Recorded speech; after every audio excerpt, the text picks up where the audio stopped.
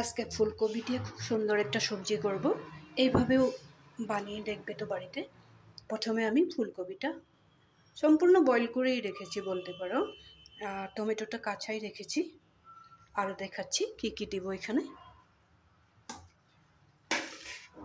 এখানে আছে ফুলকপির পাতার সাথে যে ডাঁটাগুলো থাকে, সেই ডাঁটাগুলো সাথে আছে আলু আর মিষ্টি আলু। মিষ্টি আলু বলতে যে যেইভাবে বলো, কেউ মিঠা আলু বলে, কেউ মিষ্টি আলু বলে, কেউ যারা আমাদের ভাষা বুঝবে না ওরা সুইট পটেটো বলবে। সব ভাষাই বলে দিলাম যাতে সবাই বুঝতে পারে। এগুলো আমি ভাপিয়ে রেখেছি যাতে খুব শর্টকাটেই হয়ে যায় জিনিসটা। এখানে আমি মশলা ব্যবহার করব। এখানে কাজু, রসুন আর সরষে, পোস্ত, নারকেল আছে। এটাকে আমি অনেকক্ষণ আগে ভিজিয়ে রেখেছিলাম। একটু বেশি করে দেব কাঁচা লঙ্কা। সবগুলো জিনিস মিক্সিতে ঢালবো। কাঁচা লঙ্কাটা দিয়ে দিলাম। এখন আমি সেঁকে রাখা কাজু, পোস্ত, নারকেল আর রসুন আর সরষা সবগুলো দিয়ে দিলাম। একবারেই দিয়ে দেবো এখানে বেশি করে একটু ধনে পাতা।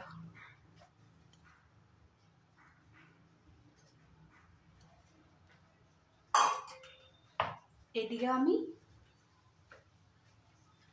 পেস্টটাও বানিয়ে নেব আর কড়াইটাও গরম হওয়ার জন্য কড়াইটা বসিয়ে দেবো।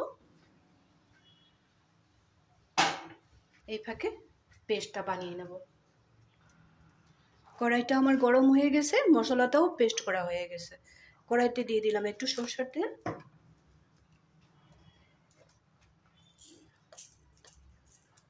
এখানে দিয়ে দিব একটু বেশি করে কালো জিরা,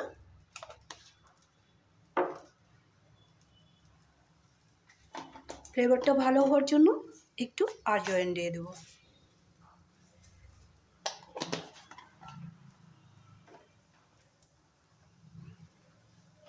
এই তেলের মধ্যে একটু সাদা তিল দিয়ে দেব।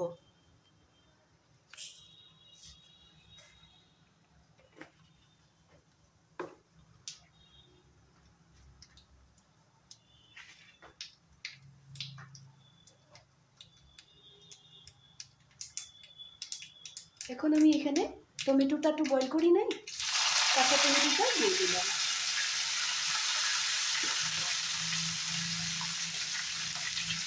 টমেটোটা দেওয়ার সাথে সাথে আমি পেস্ট করে মশলাটা দিয়ে দেবো এখানে।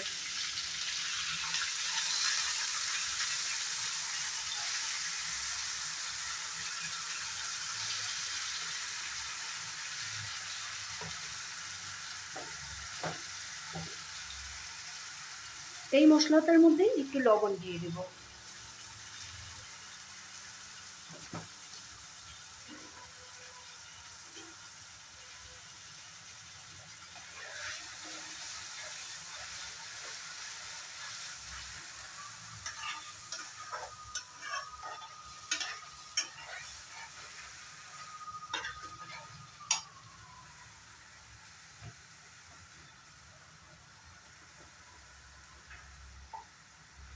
একেবারে সামান্য পরিমাণে একটু হলদি পাউডার দিয়ে দিলাম। সবজিটা একটু সবুজ সবুজ হয়ে থাকবে, দেখতেও ভালো লাগবে, এই জন্য হলদি পাউডারটা একটু কম দিলাম। আর কোনো মশলা দেব না।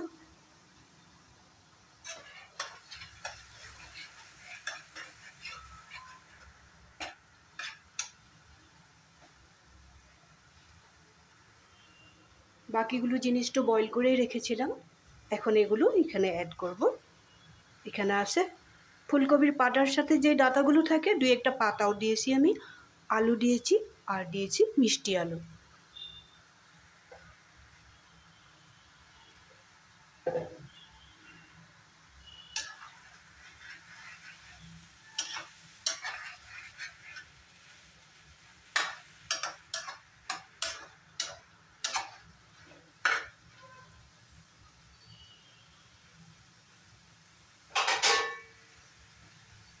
দুই মিনিট ঢাকা দিয়ে রাখবো,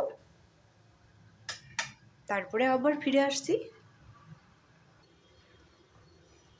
ঢাকনাটা একটু তুলে দেখব।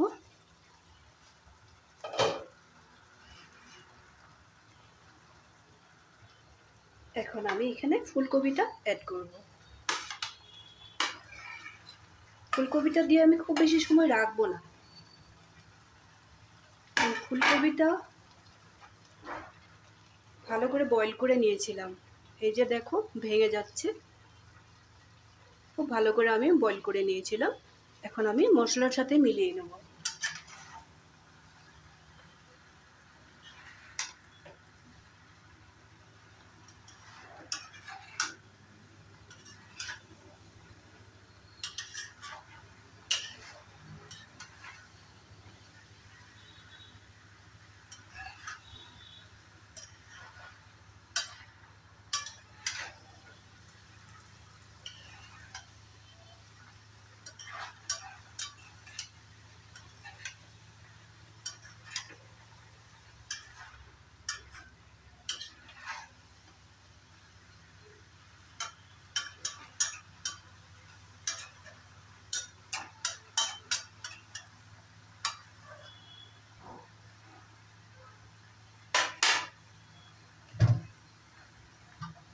এখানে দিব টেস্টের জন্য সামান্য পরিমাণে চিনি দিয়ে আমি সবজিটা প্রায় রেডি হয়ে যাবে, তখন নামিয়ে রাখবো। একটু চিনি দিয়ে দিলাম।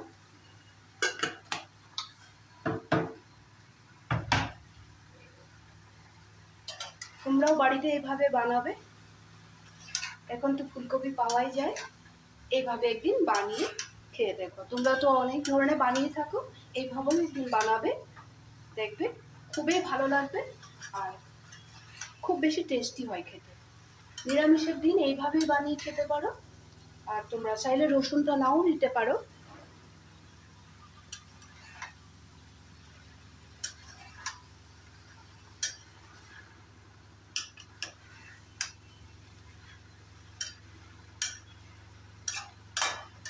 কত কম সময়ের মধ্যে সবজিগুলো বয়েল করে নেওয়াতে খুব কম সময়ের মধ্যে আমার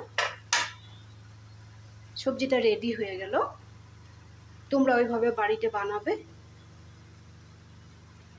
যদি ভালো লেগে থাকে লাইক শেয়ার কমেন্ট করতে ভুলবে না। সবসময় আমার সাথে থাকবে, সুস্থ থাকবে, ভালো থাকবে।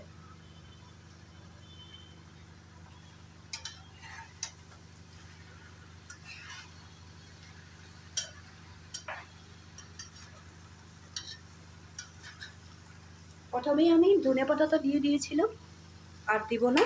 তোমরা চাইলে আরও একটু ধনেপাতা কেটেও দিতে পারো, আরও একটু ভালো লাগবে। তাহলে আজকের জন্য রাখি।